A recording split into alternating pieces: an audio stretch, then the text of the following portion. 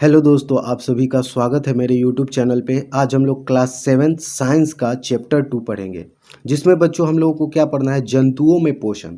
ठीक है, तो इस चैप्टर में हम लोग पढ़ेंगे जंतु में किस प्रकार का पोषण होता है, किस प्रकार से पोषण होता है और पोषण में वो लोग कौन कौन से न्यूट्रिएंट्स को लेते हैं, पोषक तत्व को लेते हैं, उसके बारे में हम लोग सीखेंगे। और साथ ही साथ बच्चों, इस चैप्टर की सबसे बड़ी बात वो है कि हम लोग इस चैप्टर में ये सीखेंगे कि मनुष्य में पाचन कैसे होता है। मतलब जो भोजन मनुष्य ग्रहण करता है उसका पाचन किस प्रकार से होता है, वो भोजन पचता कैसे है, उसके बारे में इस वीडियो में बहुत ही डिटेल से दिया हुआ है। साथ ही साथ हम लोग देखेंगे कि जैसे भोजन स्टार्टिंग से लेकर के हम लोगों ने क्लास 6 में पढ़ लिया था कि पोषक तत्व क्या होते हैं। ठीक है, उसके बारे में हम लोगों ने क्लास 6 में पढ़ा। अब क्लास 7 में हमें ये पढ़ना है कि जो पोषक तत्व हम ग्रहण करते हैं तो वो पचने की प्रक्रिया क्या है, यानी कि भोजन ग्रहण करने से लेकर के, यानी कि खाने से लेकर के भोजन का पचना और बिना पचा हुआ जो भोजन है वो बाहर निकलना, वो सारी चीज़ों के बारे में इस चैप्टर में बहुत ही डिटेल से दिया हुआ है। साथ साथ हम लोग ये भी देखेंगे कि दांत कितने प्रकार के होते हैं। ठीक है, उसके बाद देखेंगे कि जीभ में कौन से पार्ट में खट्टा लगता है, कौन से पार्ट में मीठा लगता है और कौन से पार्ट में तीखा लगता है। इन सारी चीज़ों के बारे में हम लोग इस चैप्टर में समझने वाले थे। ये जो चैप्टर है साइंस का, बहुत ही इंटरेस्टिंग, बहुत ही बढ़िया सब्जेक्ट है। अगर आप इस वीडियो को कंप्लीट देखते हैं तो जितनी भी चीज़ें हैं वो पूरी की पूरी एकदम कंप्लीट आपको समझ में आएंगी। ठीक है, तो आइए शुरुआत करते हैं। और शुरुआत करने से पहले बच्चों एक छोटा सा रिक्वेस्ट है, अगर मेरे चैनल पे न्यू है, पहली बार मेरे वीडियोस को देख रहे हैं तो प्लीज़ चैनल को सब्सक्राइब कर लीजिए, वीडियो को लाइक कर दीजिए और अपने फ्रेंड्स के साथ शेयर कीजिएगा। ठीक है, तो आइए शुरुआत करते हैं। तो क्या कर रहा है बच्चों कि सभी जीव प्रत्यक्ष या परोक्ष रूप से अपने पोषण के लिए पौधों पर निर्भर रहते हैं। इसका मतलब क्या हुआ, एकदम आसानी से समझते हुए चलेंगे। ठीक है, सभी चीज़ों को बहुत ही अच्छे तरीके से एनालाइज करेंगे, समझेंगे और आगे बढ़ेंगे। ठीक है, कोई भी ऐसा पॉइंट नहीं होगा जो आपको समझ में नहीं आएगा। ठीक है, तो आपको हर एक चीज़ों को समझाने की भरपूर कोशिश की जाएगी। तो देखो क्या करा है कि सभी जीव, यानी कि जितने भी जीव है, और आप जानते होंगे कि जीव किसे कहते हैं, जो क्या करता है, श्वसन करता है। ठीक है ना, जीव के कुछ लक्षण है जिसको सजीव और निर्जीव बोलते हैं। तो सबसे बड़ी ये बात है कि जो जीव होता है वो क्या करता है, श्वसन करता है। ठीक है, उसमें वृद्धि होती है, प्रजनन करता है, वो चलता है, एक जगह से दूसरी जगह चल सकता है। तो ये जो क्रिया है वो क्या कहलाता है, ये जितने भी प्रोसेस है, जिस भी चीज़ों में होगा वो क्या कहलाएगा, जीव कहलाएगा। जैसे अगर मानव का एग्जाम्पल ले तो मानव क्या करता है, श्वसन करता है। मानव क्या करता है, भोजन ग्रहण करता है। मानव क्या करता है, मानव में वृद्धि होती है। मानव क्या करता है, एक जगह से दूसरे जगह चलता है। मानव प्रजनन करता है। ठीक है ना, अपने जैसे और भी उसके संतान बनते हैं।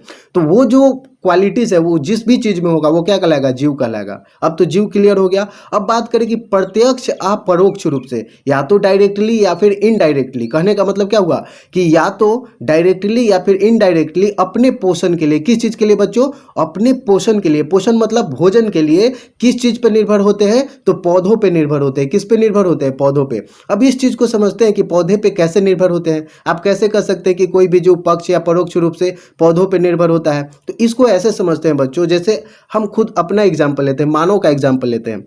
जैसे देखो, मानव की बात करें अगर हम, पहले तो देख लेते हैं कि प्रत्यक्ष रूप से कौन से जीव हैं जो पौधों पे निर्भर होते हैं। तो जैसे गाय हो गया, भैंस हो गया, बकरी हो गया, हिरन हो गया, जितने भी मतलब जानवर हैं, शाकाहारी जानवर हैं, वो सब के सब अपना भोजन के लिए किस पर निर्भर होते हैं, तो पौधों पे निर्भर होते हैं। वो डायरेक्टली घास चरते हैं, पेड़ पौधों की पत्तियां खाते हैं। तो वो जो हो गया वो क्या कहलाएगा, प्रत्यक्ष रूप से निर्भर हो गया अपने भोजन के लिए।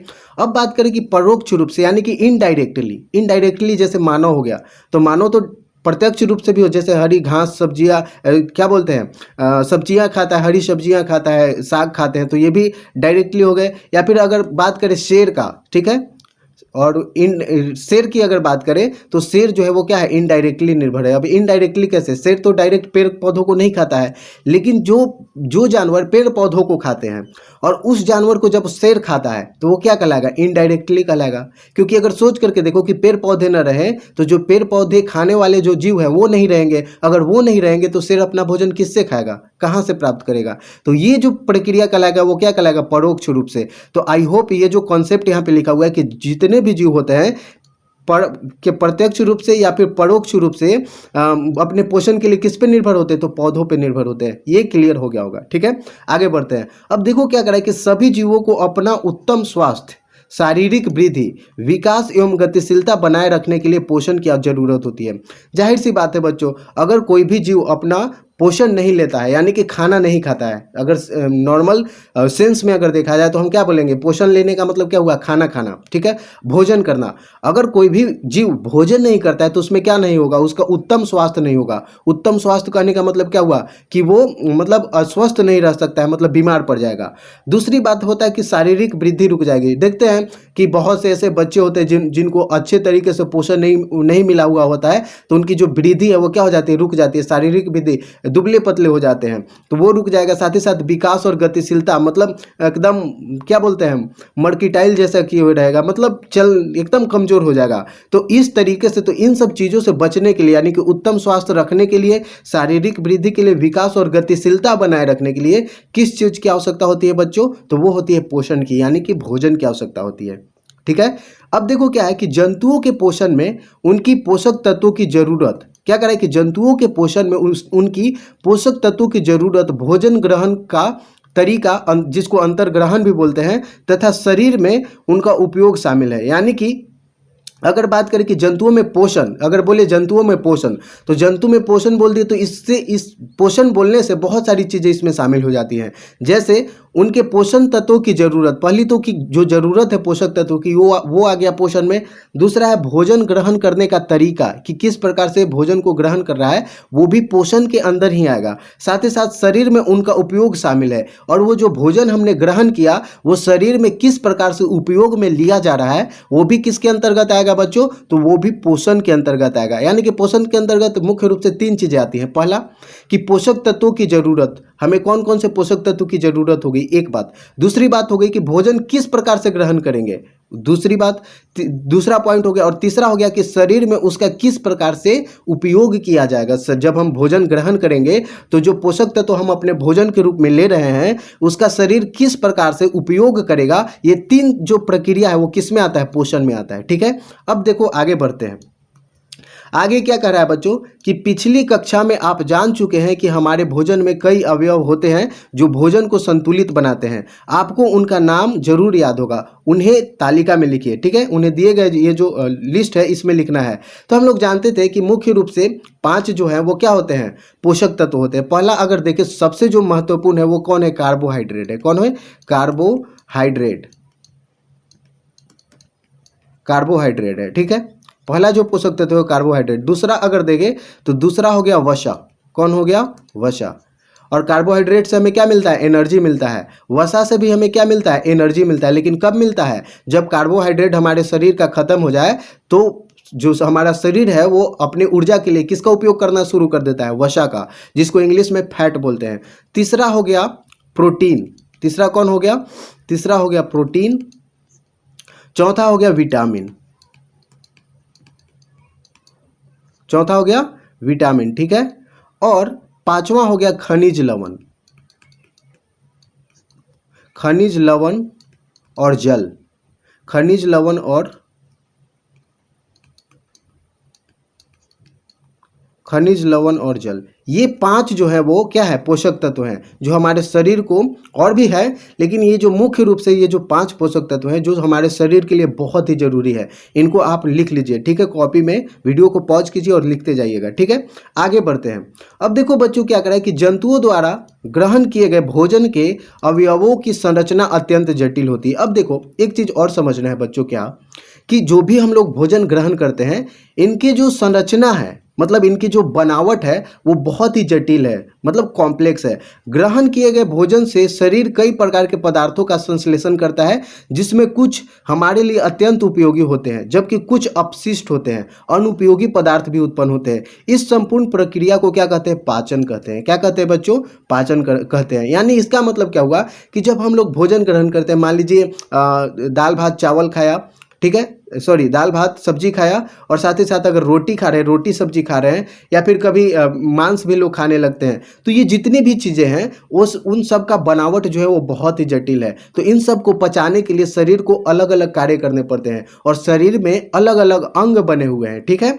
इन सभी अंगों का अपना अपना कार्य होता है कि यहाँ पे भोजन जाएगा तो वो कार्य करेगा, भोजन के उस पार्ट को पचाएगा, वो दूसरे पार्ट में जाएगा तो भोजन के दूसरे पार्ट को पचाया जाएगा और उसका उपयोग दूसरे तरीके से किया जाएगा। इन सारी चीज़ों के बारे में आगे वाला जो सेक्शन है उसी में पढ़ना है, ठीक है। तो ये जो पूरी प्रक्रिया है कि भोजन का मुंह में लेना मतलब पेट के अंदर डालना, उसका पाचन क्रिया और साथ ही साथ जो कुछ भी बच गया अपशिष्ट पदार्थ, जो भोजन शरीर के लिए अनुपयोगी है, मतलब जो शरीर के लिए काम का नहीं है, उसको क्या बोलते हैं, तो अपशिष्ट पदार्थ बोलते हैं। तो इन सभी पूरी प्रक्रिया को क्या बोलते हैं, तो पाचन बोलते हैं। क्या बोलते हैं बच्चों, पाचन बोलते हैं। आई होप पाचन आपको क्लियर हो गया होगा कि पाचन क्या होता है, ठीक है। अब देखो क्या करा है कि आप जान चुके हैं कि भिन्न भिन्न जीवों की भोजन संबंधी आवश्यकता एवं आदतें अलग होती है। जाहिर सी बात है बच्चों कि अलग अलग जीव हैं तो वो अलग अलग तरीके से भोजन करते हैं, उनका भोजन का तरीका क्या है, अलग है। जैसे जानवर है तो घास खाएंगे, मनुष्य है तो क्या है, अन्न खाएगा, अगर शेर है तो मांस खाएंगे, ठीक है ना। तो अलग अलग जीव जो है वो अलग अलग क्या करते हैं, भोजन करने का उनका अपना अपना तरीका होता है। साथ ही जीवों में पोषण का तरीका भी अलग अलग होता है, जिसके आधार पे हम उन्हें स्वपोषी, विषमपोषी आदि वर्गों में क्या कर सकते हैं, बांट सकते हैं। कैसे बांट सकते हैं, एक स्वपोषी एक विषमपोषी वर्गों में बांट सकते हैं। स्वपोषी कहने का मतलब क्या हुआ कि वैसा जीव जो अपना भोजन स्वयं क्या करता है, बनाता है, अपना भोजन स्वयं बनाता है, उसको क्या बोलते हैं, स्वपोषी बोलते हैं। और वैसा जीव जो अपना भोजन करने के लिए दूसरे जीवों पर निर्भर करता है, दूसरे चीज़ों पे निर्भर करता है, उसको क्या बोलते हैं, विषमपोषी बोलते हैं। तो अगर हम बात करें स्वपोषी की, तो स्वपोषी क्या होता है उसके बारे में, स्वपोषी कौन से जीव हैं उसके बारे में आप कमेंट बॉक्स में कमेंट करके लिखिए। स्वपोषी का एग्जाम्पल और विषमपोषी का, यानी कि जो अपने भोजन के लिए दूसरे पर निर्भर होते हैं उनको क्या बोलते हैं, विषमपोषी। और जो अपना भोजन स्वयं बना लेते हैं उसको बोलते हैं स्वपोषी। तो आपको क्या करना है, एक आपके लिए काम है कि आप कमेंट बॉक्स में जाइए, कमेंट बॉक्स में कमेंट करके लिखिए कि स्वपोषी के एग्जाम्पल और विषमपोषी के एग्जाम्पल लिखना है, ठीक है। अब आगे बढ़ते हैं। अब देखो क्या करा है कि भिन्न भिन्न जीवों की शारीरिक बनावट और भोजन ग्रहण करने वाले अंगों में भी क्या होती है, विविधता नजर आती है। कि कोई क्या करता है, अलग अलग जगहों से भोजन ग्रहण करता है। जैसे अगर देखिए मधुमक्खी, भौरे आदि आसानी से फूलों का रस चूस सकते हैं। जो ममेर है, जो ममेर पक्षी जिसको हमिंग बर्ड बोलते हैं या फूलचूस भी बोलते हैं, सनबर्ड की लंबी पतली चोंच भी फूलों का रस चूसने में क्या करता है, उसे मदद करता है। वही अगर बात करें गोरैया, अपनी चोंच से आसानी से अन्न कण और कीड़े मकोड़े को चुन सकती है। शेर के मजबूत जबड़े और पैने दांत का शिकार करने, पैने दांत जो होते हैं वो शिकार करने के लिए क्या होते हैं और उसे फाड़ने में मदद करते हैं। और क्या करा है कि अजगर जो सांप अपने मुंह से बड़े शिकार को आसानी से निगल जाते हैं। छीलना, चबाना, कुतरना, बेधना, पकड़ना, निगलना, चूसना, स्पंजी आदि भोजन ग्रहण करने की क्या है, विधियां हैं। यानी कि हम लोग देख सकते हैं कि अलग अलग जीव जो होते हैं वो उनके भोजन का तरीका अलग होता है। साथ ही साथ उनके शरीर में कुछ अलग अलग तरीके की बनावट होती है जिसके माध्यम से वो क्या कर सकते हैं, भोजन का अपना ग्रहण कर सकते हैं। जैसे ये देखिए फूल चूसने वाला है, तो फूल चूसने के लिए क्या चाहिए, पतली चोंच चाहिए। तो देखिए ये जो पक्षी है वो क्या करता है, फूल का रस चूसता है। तो इसके लिए क्या है, प्रकृति ने ऐसा इसका क्या कर दिया है, प्रकृति के द्वारा इसे ऐसा शारीरिक बनावट दिया गया है जिसके माध्यम से वो फूल चूस सके। तो प्रकृति ने क्या किया है कि हर एक बर्ड के, हर एक जीव के भोजन के उसकी क्या आवश्यकता है उसके आधार पर उसका शारीरिक बनावट है। जैसे अगर देखें कि जो शेर है, जो बाघ है, वो क्या करता है, मांस खाता है। तो मांस के लिए क्या चाहिए, उसे मतलब उसका शिकार करने के लिए क्या चाहिए, उसे रनिंग भी चाहिए। तो वो क्या कर सकता है, दौड़ सकता है। साथ ही साथ वो इतना बलशाली है कि अगर एक बार पकड़ लिया तो क्या कर सकता है, उसके दांत इतने मजबूत होते हैं कि वो फाड़ देते हैं किसी भी चीज़ को। किसी भी जानवर, कितने भी शक्तिशाली जानवर हैं, कितने भी मजबूत जानवर है, उनको क्या कर देता है, फाड़ देता है। तो इसके लिए उसके जबड़ा इतना मजबूत होता है। तो प्रकृति के द्वारा हर एक चीज़ों को देख करके क्या किया गया है, बनाया गया उसके आकार को, ठीक है। अब देखो बच्चों क्या करें यहाँ पे कि मानव में पाचन, नेक्स्ट जो हमारा सेक्शन है वो क्या है, मानव में पाचन। अब ये मानव में पाचन कहने का मतलब क्या हुआ कि जब मानव भोजन ग्रहण करता है तो उसमें पाचन किस प्रकार से होता है, ठीक है। तो देखो क्या करा है कि अन्य जीवों की भांति मनुष्य भी भोजन को क्या करता है, ग्रहण करता है। आप भी भोजन ग्रहण करते हैं, सब लोग भोजन ग्रहण करते हैं। तो मनुष्य क्या करता है, भोजन ग्रहण करता है। मनुष्य में भोजन अंतर्ग्रहण मुख्य द्वारा होता है। अंतर्ग्रहण करने का मतलब क्या हुआ, निगलना। भोजन का अंतर ग्रहण करने का मतलब क्या हुआ बच्चों, भोजन का निगलना, फिर उसका पाचन और उपयोग होता है। तो पहला क्या होता है, मनुष्य भोजन ग्रहण करता है, फिर उसका पाचन होता है और फिर उस भोजन का शरीर के द्वारा उपयोग किया जाता है।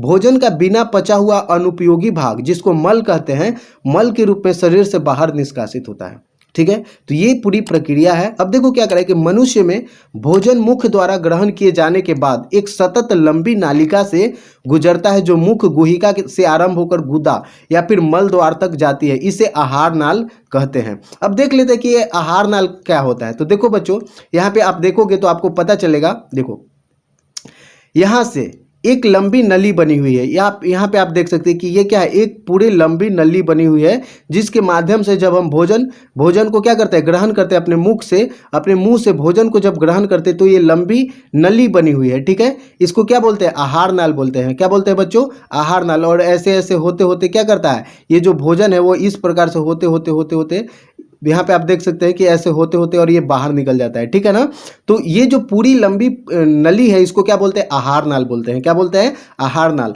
और ये आहार नाल में अलग अलग पार्ट्स होते हैं, जैसे यहाँ पे आप देख सकते हैं तो ये मुख गुहिका, ये ग्राशय हो गया, ग्रसिका हो गया। उसके बाद यहाँ पे आइएगा तो ये क्या है, अमाशय हो गया। ठीक है, उसके बाद और आगे जाते तो ये है छोटी आंत, और उसके बाद बात करें तो ये हो गया क्या, बड़ी आंत हो गया, ये हो गया बड़ी आंत। और उसी तरीके से यहाँ पे आप देख सकते हैं मलाशय द्वार है। ठीक है ना, मलाशय है यहाँ पे, और इसके बाद ये मल द्वार। ठीक है, जो अपचा भोजन इससे बाहर निकल जाता है। तो ये पूरी की पूरी जो लाइन है, ठीक है ना, ट्यूब है, इसको क्या बोलते हैं, तो इसको बोलते हैं आहार नाल बोलते हैं। और इंग्लिश में इसको क्या बोलते हैं बच्चों, एलिमेंट्री कैनल बोलते हैं। क्या बोलते हैं, एलिमेंट्री कैनल। अब देखो, इस लंबी नली के विभिन्न भाग इस प्रकार हैं। हमने देखा ना कि ये जो पूरा का पूरा ये जो लंबा लंबा क्या बना हुआ था, कैनल बना हुआ था, आहार नाल बना हुआ था, इसके अलग अलग पार्ट्स हैं। तो वो अलग अलग कौन कौन से पार्ट्स हैं और इनके क्या क्या काम है, इनको बहुत ही डिटेल से, बहुत ही आराम से चीज़ों को देखने वाले हैं। तो पहला जो पार्ट होता है वो होता है मुख गुहिका। क्या होता है, ये जो एलिमेंट्री कैनल है, इसका जो पहला पार्ट होता है मुख गुहिका। मुख गुहिका को इंग्लिश में क्या बोलते हैं, माउथ कैविटी बोलते हैं। क्या बोलते हैं बच्चों, माउथ कैविटी। दूसरा होता है ग्रास नली। क्या होता है, ग्रसिका या ग्रास नली, जिसको फूड पाइप और ऑइसोफेगस भी बोलते हैं। क्या बोलते हैं, ऑइसोफेगस। तो ये जो पॉइंट 7 पॉइंट दिए हुए हैं, ये आपको कॉपी में नोट डाउन कर लेना है। क्या नोट डाउन करना है कि आहार नाल के कितने भाग हैं। ठीक है, आहार नाल के विभिन्न भाग, और लिख लेना है पहला मुख गुहिका, जिसको माउथ कैविटी बोलते हैं। दूसरा है ग्रसिका या ग्रास नली, जिसको फूड पाइप बोलते हैं। तीसरा है अमाशय। कौन है, तीसरा अमाशय, जिसको स्टमक भी बोलते हैं। क्या बोलते हैं, स्टमक। चौथा हो गया छोटी आंत, जिसको स्मॉल इंटेस्टाइन बोलते हैं। क्या बोलते हैं बच्चों, स्मॉल इंटेस्टाइन। और सबको देखेंगे, यानी कि हम लोग एक एक पॉइंट को देखने वाले हैं। जैसे मुख गुहिका है तो मुख गुहिका का क्या कार्य है, इसमें भोजन का क्या होता है। उसके बाद दूसरा देखेंगे कि ग्रसिका क्या होता है, सबको डिटेल से देखेंगे। ठीक है, अभी याद कर लीजिए, यहाँ पे देख लीजिए कि आहार नाल के कौन कौन से भाग हैं। ठीक है, अब देखो क्या करा है, तो हमने देख लिया चौथा जो पार्ट है वो छोटी आंत है, पांचवा जो पार्ट है वो बड़ी आंत है, लार्ज इंटेस्टाइन बोलते हैं। छठा जो पार्ट है वो मलाशय, जिसको रेक्टम बोलते हैं। और सातवां जो है वो गुद्दा या फिर मलद्वार बोलते हैं, इसको क्या बोलते हैं, एनस बोलते हैं। ठीक है, ये 7 पॉइंट है। अब देखो बच्चों, यहाँ पे आप फिगर में देख सकते हैं कि ये जो आहार नाल है, इसका पहला जो पार्ट है वो क्या है, मुख गुहिका, जिसको माउथ कैविटी बोलते हैं। ठीक है, दूसरा है यहाँ पे कंठ के पास क्या होता है, ग्रसिका होता है। ठीक है, ग्रसिका। उसके बाद तीसरा जो, अगर हम नीचे जाते हैं आहार नाल में, तो तीसरा जो पॉइंट मिलेगा वो है अमाशय। कौन है, अमाशय। ठीक है, ये आपको पता होना चाहिए। उसके बाद आगे बढ़े तो ये यहाँ से अमाशय से डायरेक्ट जो भोजन है वो कहाँ पे आ जाता है, छोटी आंत में आ जाता है। ये जो ऐसे ऐसे दिखाई दे रहा है, ये सब क्या है, छोटी आंत। उसके बाद छोटी आंत से होते हुए जो भोजन है वो कहाँ पहुँचता है, बड़ी आंत में पहुँचता है। कहाँ पहुँचता है, बड़ी आंत। और बड़ी आंत से होते हुए रेक्टम, बड़ी आंत से होते हुए भोजन जो है वो कहाँ पहुँचता है, मलाशय में, जिसको रेक्टम बोलते हैं। और रेक्टम के बाद जो एनस होते हुए जो अपचा भोजन है वो कहाँ निकल जाता है, शरीर से बाहर निकल जाता है। ठीक है, तो ये हमने देख लिया। अब देखो क्या करा है कि आहार नाल के, अब यहाँ पे क्या करा है बच्चों कि आहार नाल के इन भागों के साथ अनेक छोटी बड़ी ग्रंथियां जुड़ी होती है, जिससे जैसे लार हो गया, लार ग्रंथि हो गया, यकृत हो गया, अग्नाशय हो गया आदि, जो पाचक रसों का स्राव करती है। यानी कि पाचक रसों का स्राव करने का मतलब क्या हुआ कि ये भोजन को पचाने में क्या करती है, हेल्प करती है। ठीक है, ऐसे ऐसे जूस निकालती है जो, और भोजन में मिलाती है, जिससे क्या हो जाता है, भोजन बहुत जल्दी पच जाता है। ये पाचक रस भोजन के जटिल अवयवों को सरल रूप में बदलने में क्या करते हैं, मदद करते हैं। आहार नाल और उसके संबंधित ग्रंथियां ग्रंथियां मिल करके क्या करती है, पाचन तंत्र का निर्माण करती है। किस चीज का निर्माण करती है बच्चों, तो पाचन तंत्र का निर्माण करती है, यानी कि आहार नाल और इससे संबंधित जो ग्रंथियां हो गई, जैसे हमने मुख गुहिका, ग्रशिका, आमाशय, छोटी आंत, बड़ी आंत, मलाशय, मलाशय मल द्वार, ये सभी के सभी मिल करके किस चीज का निर्माण करते हैं, तो पाचन तंत्र का निर्माण करते हैं। किस चीज का निर्माण करते हैं बच्चों, पाचन तंत्र का। अब बच्चों हम लोग को देखना है मानव में पोषण के विभिन्न चरण। जैसे मानव में जब पोषण होता है तो पोषण में हम लोगों ने देखा था ना कि भोजन का ग्रहण करना, पहले तो हम लोगों ने देखा पोषण के तत्व, उसके बाद भोजन का ग्रहण करना, और तीसरा है पाचन। तो ये जो पूरी की पूरी प्रक्रिया है वो कितने चरणों में विभाजित होती है, यानी कि जब मनुष्य भोजन करता है तो कितने स्टेज में भोजन को पास होना पड़ता है, मतलब कितने स्टेज से होकर के भोजन जो है वो मनुष्य के शरीर में गुजरता है। तो पहला जो होता है बच्चों वो होता है अंतर्ग्रहण। पहला जो है वो क्या है, अंतर्ग्रहण है। अंतर्ग्रहण का मतलब क्या होता है, इसको देख लेते हैं। तो क्या करा है कि आहार को प्राप्त और ग्रहण करना, यानी कि भोजन को ग्रहण करना क्या कहलाता है, अंतर्ग्रहण कहलाता है।